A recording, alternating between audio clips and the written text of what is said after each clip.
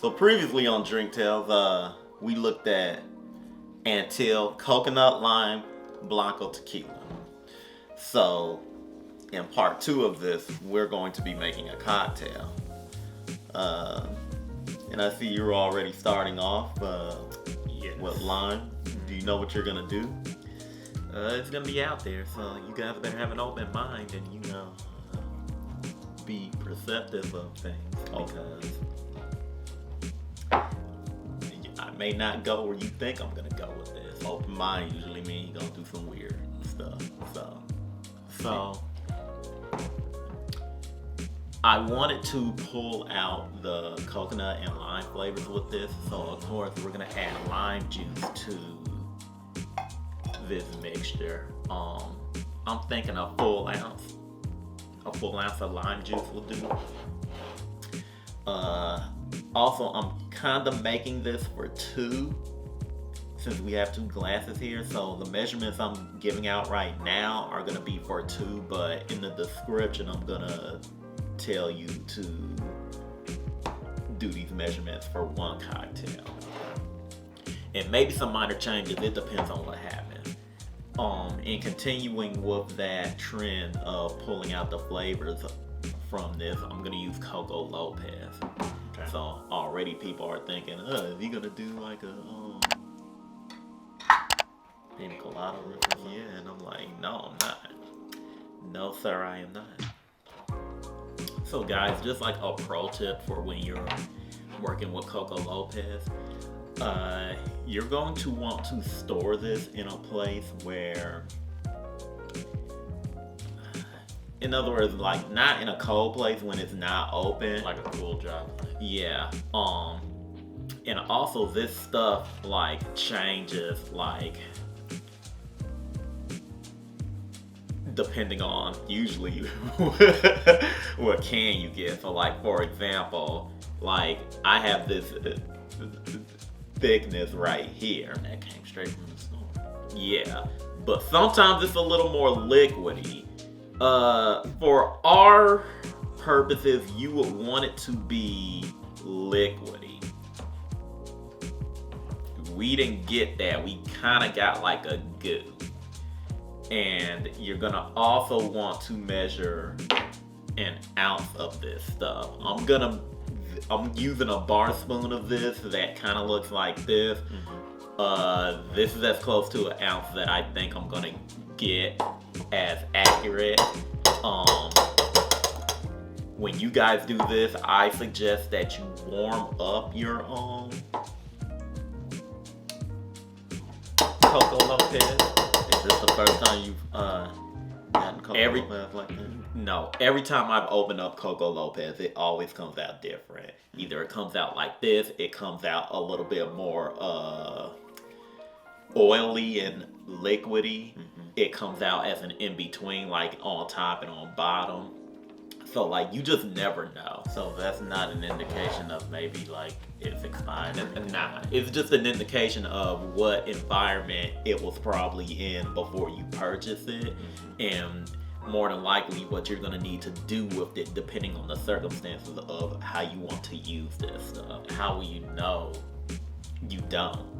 Like, I guess you shake it up. If you can hear if it's liquidy or not, you do that. Anybody that is an aficionado on the uses of Coco Lopez, you can comment in the bottom and say what you do, but I would just assume that you probably like warm it up a little bit before you use it, if you're using it for a specific purpose. But like, it doesn't really, if you're putting it in a blender, it doesn't really matter because it's gonna get blended up anyway. But for our purposes, I'm doing a shake and drink, so it probably needed to be in a more liquid state. But that's neither here nor there. We continue to move on with the experiment. It's not really gonna affect anything. The purpose of the Coco Lopez, besides pulling out the coconut in this tequila, is to add the sweetness to it. Okay.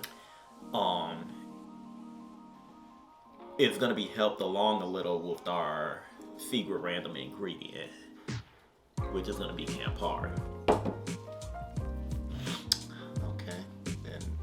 where I would normally get off the train. Mm-hmm. But you're not.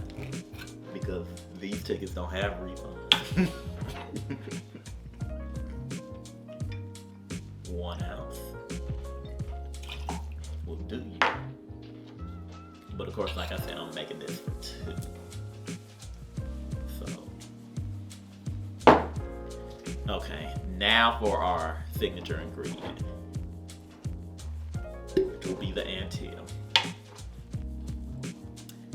We'll do 3 ounces of this.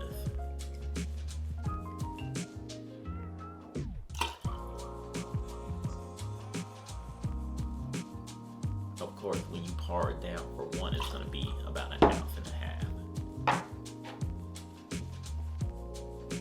We've put the ice in our shaker, and I've iced down our drinks because I want to serve this over ice, as I feel this will be the best way to serve this. So we are going to do a shake, and just gonna put this out here, depending on, you know, the condition of your Coco Lopez, this shake may be vigorous or it may be quick. This one's gonna be a bit more vigorous, so.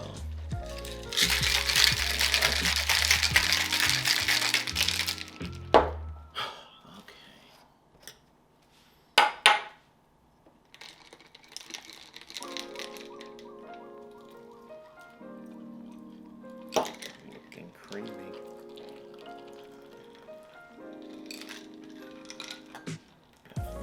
Open.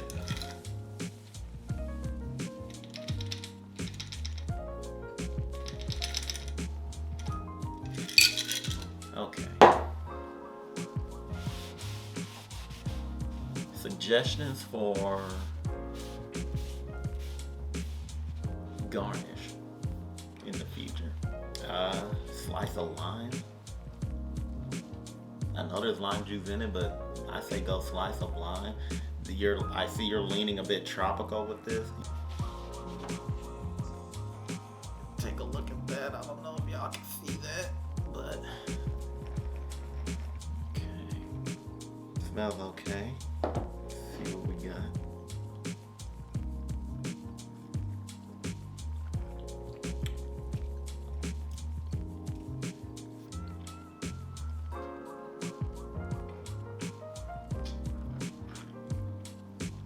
So my first thought,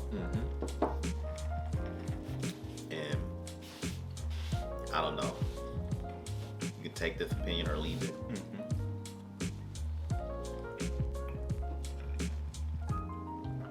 I think the Campari takes over too much.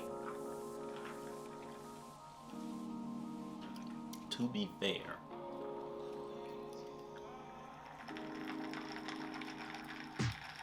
I made this for 2. So, if this is going to be a single dose, we will be using 1/2 ounce of this stuff.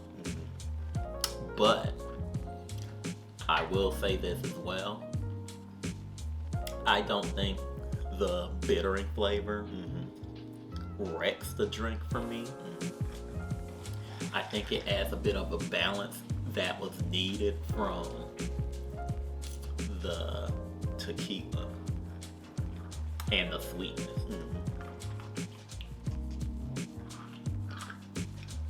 Now, something you can do,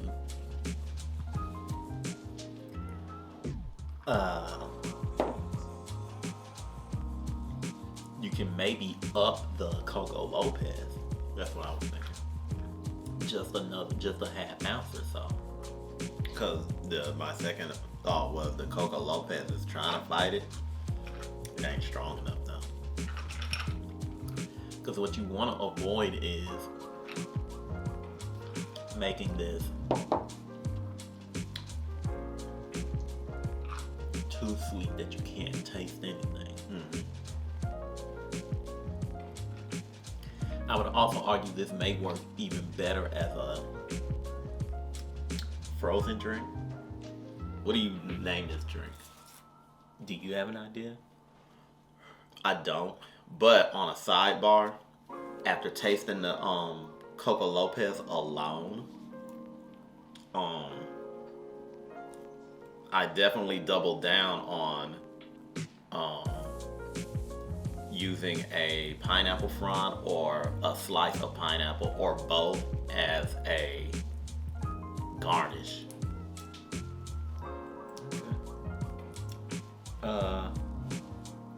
I'm gonna go with Flamingo Wing. Okay. Since the color that came out reminds me of a flamingo. And since this is a tequila named after a bird, we might as well stick with the bird I name. didn't think about that, but you're right. With that said and done, that'll do for this episode of Drink Tales. Be sure to like and subscribe. Hit that bell so that you're notified of all content coming to the channel. Also check us out on Instagram. Check us out on Facebook. Check us out on Twitter or X or I don't know, Optimus Prime or whatever you want to call it. We are also on TikTok and we are also on, of course, YouTube. Did I miss anything? No. All right. Yeah, we're on TikTok as well. Check us out. We'll be back with a new episode.